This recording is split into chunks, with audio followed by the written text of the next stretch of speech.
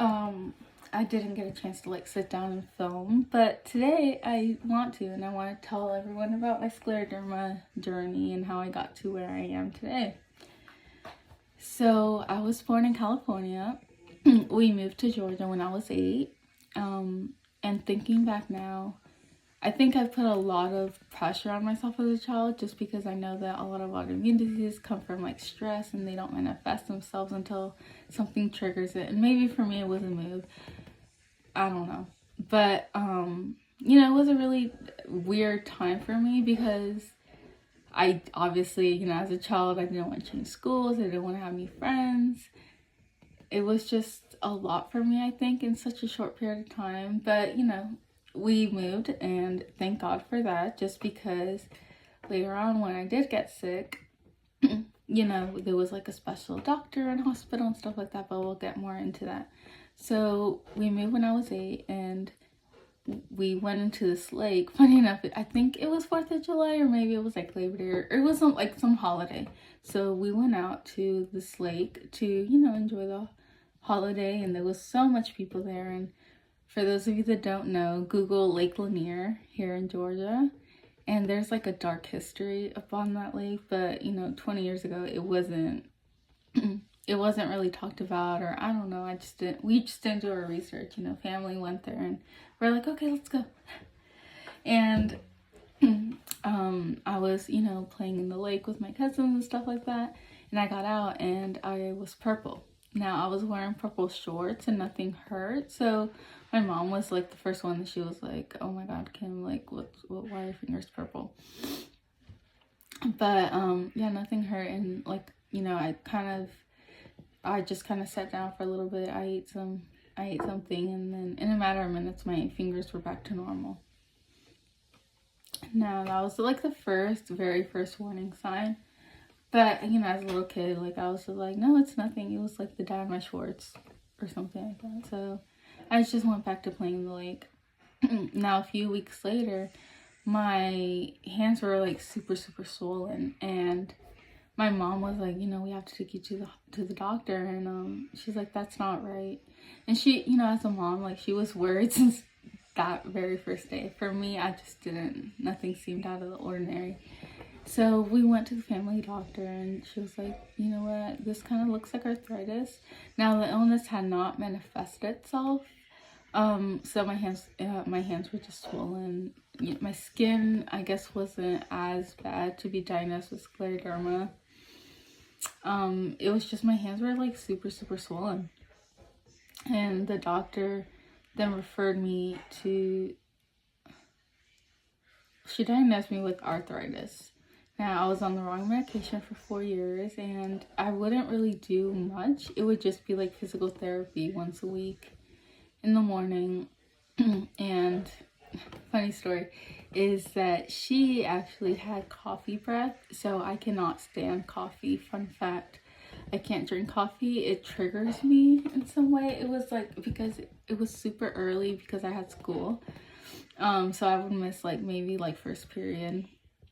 But she always drank coffee in the mornings, and she'd be right in my face and coffee breath. And so every time I smell coffee, I think of her, and it's crazy. But so I was on naproxen for 4 years, and I was really like tired. I wasn't like a normal child, quote unquote. So I would go to school, I would do after school activities, and then I would come home and crash for like 3 hours, 4 hours, and my parents would just kind of see my face, and I'd be like dead. Well, like I had no emotions. No, I didn't want to do anything what a normal child does. So that was like the second sign. My mom was like, something's not right. So she started Googling, and by that time my illness did start to manifest. So I would get like joint I don't know if you can see it, but you see how it's kind of pink? So before, it used to be like a hole. So every time I'd wear long shirts or something, like that would get stuck on me. So that was like the worst thing ever.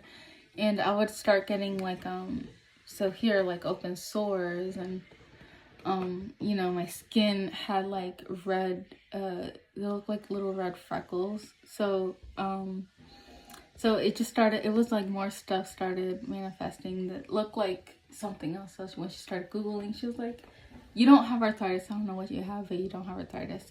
So we went back to my family doctor and we're like, look, this medication is not working for her. And I think she has something else.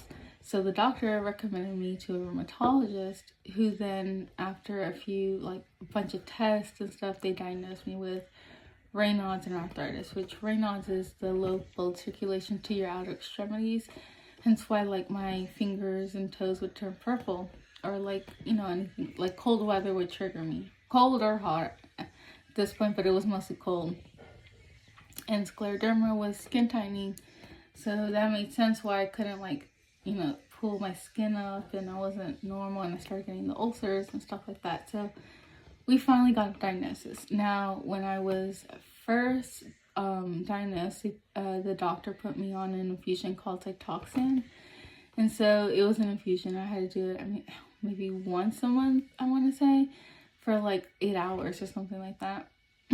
Which at that point I loved it because I got to miss school, but it was kind of weird for me because everyone would be like, why are you missing so much school? And I wouldn't talk about my illness. I didn't talk about it all through high school and stuff. So it wasn't until like after I graduated and stuff like that, then people started, when I started posting on Facebook and Instagram, people started to then realize like what I had, but I would never talk about it.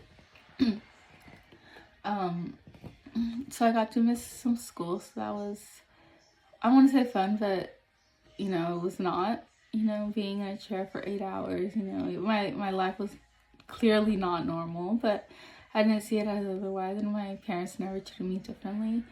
You know, they would always say, like, if you feel good, or if you can do this, like, go ahead, do it. She's like, if you feel tired or anything, just know it's okay, like, to take a break. So, but as a child, I didn't care. So I did orchestra, I did basketball, cheerleading, I tried out for volleyball, you know, I would try out for track, stuff like that. So nothing prohibited me from like living. So now I thank God, you know, that my parents had that attitude, because I know that a lot of parents want to like protect their children, especially when, you know, you have an illness and that child does not know the gravity of that illness. Like, my parents never told me, like, hey, like, this can happen if you don't take care of yourself. They would just, you know, try to, I don't know how they did it. They still gave me a normal childhood, and I remember being happy despite me, you know, me living in the hospital for months sometimes. But they never told me, like, hey, you can't do that. So, again, so thanks to them, I did a lot of, like, extra activities, and no one treated me differently and stuff like that. Kept living like life as normal as it could get for me. And then so fast forward to 17 is when I lost my very first finger, and it was like really traumatizing, and it's still sensitive to this day because it fell off by itself. And I remember the doctors would be like, well, we could do surgery, but it'll be like a lot shorter. And I could still use my fingers at that time. I could open my hands. So I was like, you know what, like, it's fine.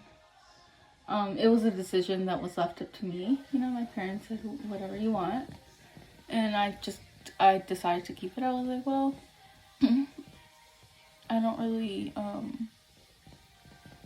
mean, it didn't really affect me. It wasn't, well, like, it did, but it wasn't, I guess that much of a difference. Like, I didn't want it to be shorter. It wasn't really noticeable. So, but that time, it was summer of senior year. So I was going into senior year.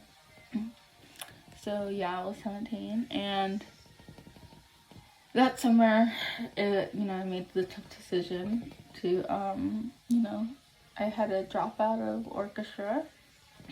So I had been playing the violin since I was 4. So that's why it was like a huge change for me. And it's not like my hands were just like super, you know, it was getting hard to like actually play, and I would get super tired and I just couldn't keep up with it. So I didn't really do a lot of sports. I didn't do any sports actually my senior year. of high school, I wasn't in actually any extracurricular activities. Like, it was just a really life-changing deal for me because, you know, my symptoms got worse and I would get tired and I did not have enough energy, like, to stay after school for like 2 hours, and it was a lot. And but I was so grateful that I did really good in school because senior year I got to be in this program. So I would have the same class for like 4 hours, and you know, I took 6 classes, and I was doing a dual enrollment, which I did not end up going to college, but that's something else. But you know, so like when I would go to college, like those credits would count, and you know, despite having all these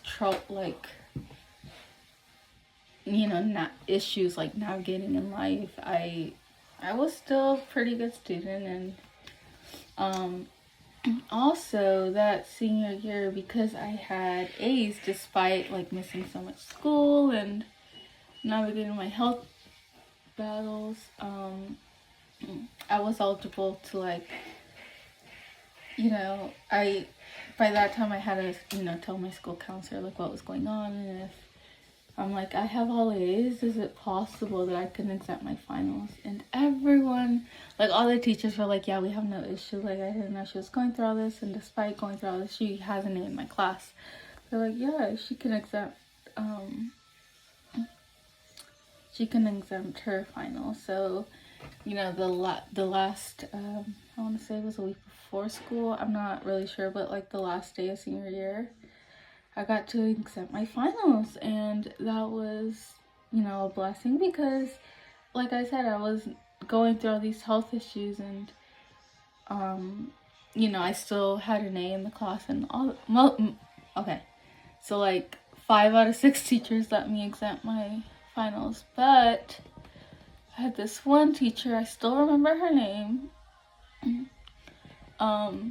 who, she was not anyone's favorite. Like, she was interesting, but she was the one who first taught me, like, you know, not everything in life is gonna be fair, and that's okay.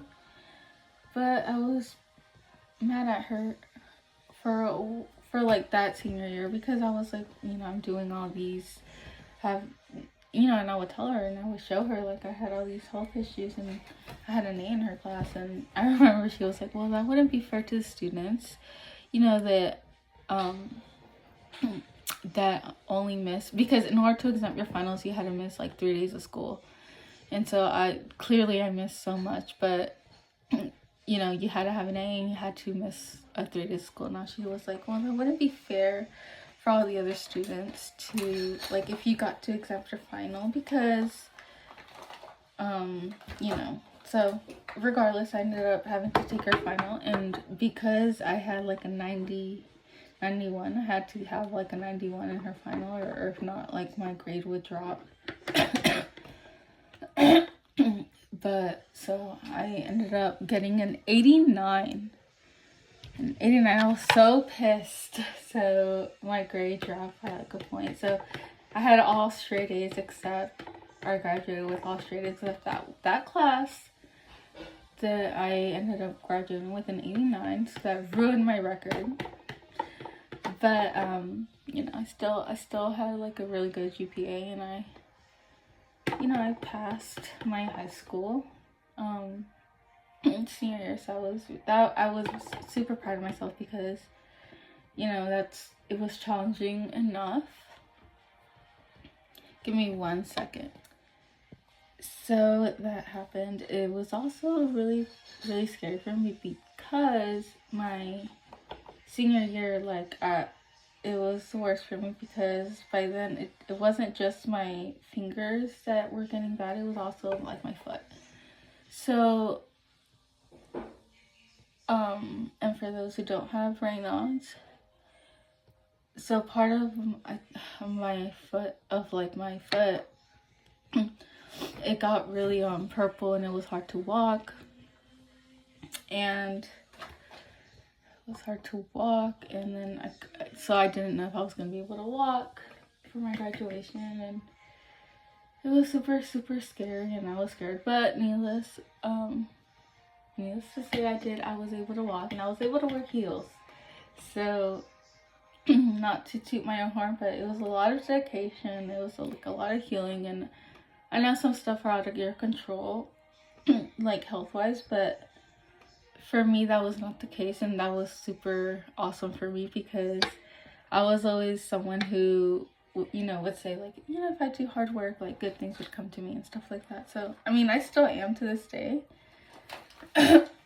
So, I'm glad God gave me this personality because I think that because of that, I want to say I'm like 70% well, despite everything that I've been through. And I, obviously, like, the end say so is God, but I'm not going to say, like, leave it all to Him, There's a lot of stuff that I have done that I'm super proud of myself for having, and I don't think we should be afraid to say that, like, but anyways, going off tangent. So that was, like, my high school, experience with scleroderma. Definitely was not the easiest, but fast forward to now, like, it made me appreciate, and I'm so happy that I pushed myself in high school because those are years that I will never get back. I will never be that young again.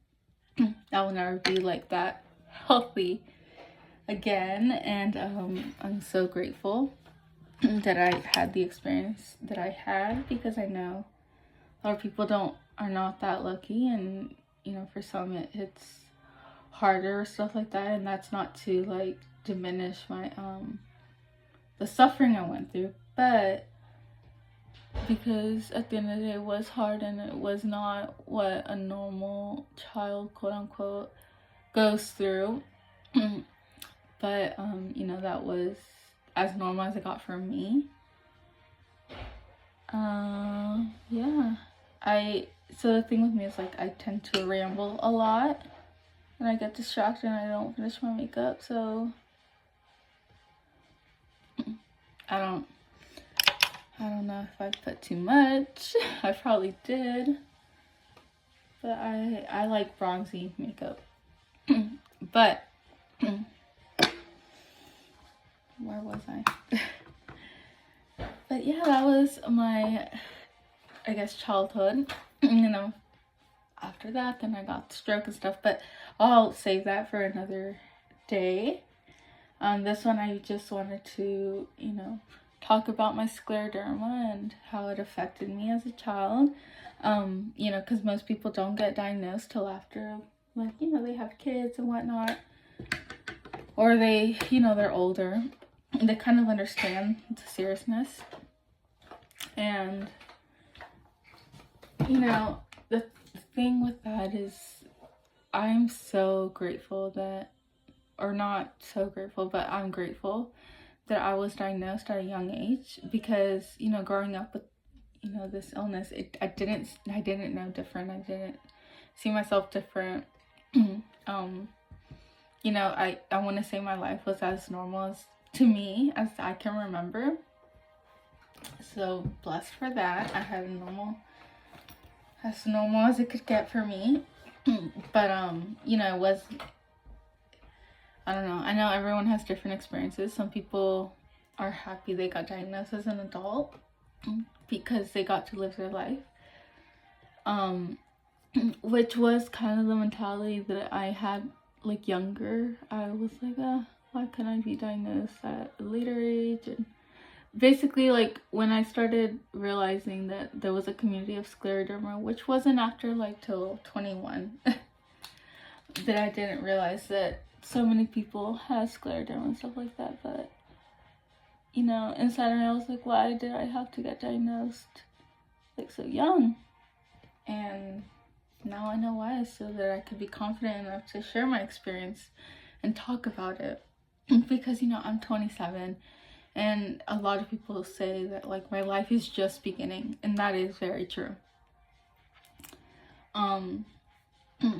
Versus a lot of people got diagnosed later in life, like, they had their husbands, they had kids maybe, and stuff like that. So you know, they're really happy they didn't get diagnosed till later. But for me, like, I'm growing up with this illness, and I'm kind of coming to me like face forward. So, hey, I'm recording a bit. I got distracted. I'm sorry. I'm filming a vlog.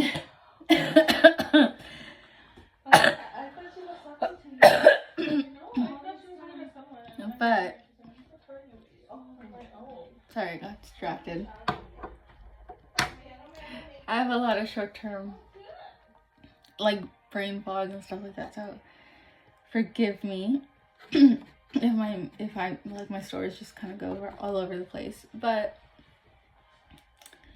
yeah, that was my diagnosis journey, and as always, I'm happy to share anything and everything, my whole life with you guys, because, you know, I'm kind of going through this, and, you know, like every day is new to me.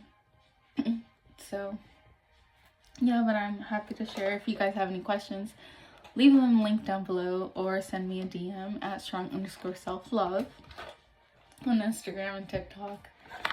I kind of share, I do share my story and exciting new trials and stuff like that coming for scleroderma patients, or just patients in general, because when you have scleroderma, it can also be tied to like lupus and I think MS and stuff like that. Like, we all have kind of the same, not the same gene, but like similar stuff. So definitely keep an eye out on that. And of course, follow the waiting room on Instagram and YouTube and Facebook, because they post like exciting new stuff. So like new medicine, and they're non-specific to a disease. You know, it's for everyone, and it's just a really fun way to like meet other people within the community, because that's something that's so important to me, that I'm so grateful I live in this day and age, is that I get to find a community that know that I'm not alone, and there's other people going through something similar, or if not similar, like the same, and that you're not alone at the end of the day. That's, why is it, sorry, that I know that I'm not alone. It's like shiny. Anyways, I know that I'm not alone going through something that's hard enough on its own already, but you don't have to go through anything alone. But I'll talk to you guys in the next video. I'm always so happy to share my life and share this with you, and I'm so grateful for the community that I've built, and, you know, I'm just so grateful. Like, going off tangent a little bit, like, I never thought my life would have been this amazing. But it is, and it's all thanks to me sharing my story with everyone, and just at the end of the day, I get to be myself, and that's the best thing that's ever happened. That I could do something I love and, you know, be myself. So yeah, send me your questions on Instagram, leave comments down below, and I will talk to you guys next time.